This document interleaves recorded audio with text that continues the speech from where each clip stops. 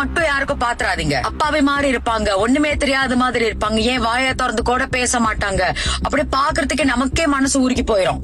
ஆனா அவங்கதான் பெரிய பெரிய திருட்டு வேலைகள்லாம் செய்வாங்க. அது மட்டுமா செய்வாங்க? பாவம் புண்ணியம் எல்லாம் பார்க்க மாட்டாங்க. யாருக்கு அதிகமா பாவம் பாத்தீங்களோ அவங்க தாங்க உங்க வாழ்க்கையில பெரிய அப்பா வைப்பாங்க. இது என்னுடைய வாழ்க்கையில எனக்கு கிடைச்ச ஒரு அனுபவம். படப்படன்னு மனசுல ஒண்ணும் இல்லாம தொடர்ந்து பேசுறவங்களை கூட நம்பிடலாங்க. ஏன்னா நானும் அந்த கேட்டகரி தான்.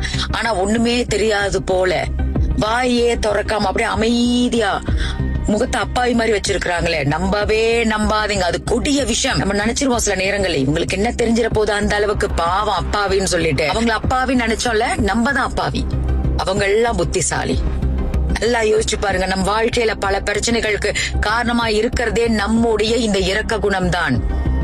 ஐயோ அம்மா பாவம்னு பரிதாபப்படுறோம்ல, பரிதாபமே நம்ம வாழ்க்கையில பெரிய ஆப்புகளை விழ வச்சிருந்திருக்கோம். அதனால இந்த அப்பாவே மூஞ்ச வச்சுக்கிட்டு யாராவது பேசிக்கிட்டு உங்ககிட்ட உதவின்னு கேட்டாங்கன்னா தயவு செய்துங்க யாருக்கும் உதவி செய்ய வேண்டாம். உதவி செய்யலன்னு திட்டிட்டு போனா கூட பரவாயில்ல, உதவி செஞ்சு பிரச்சனைல மாட்டிக்காதீங்க.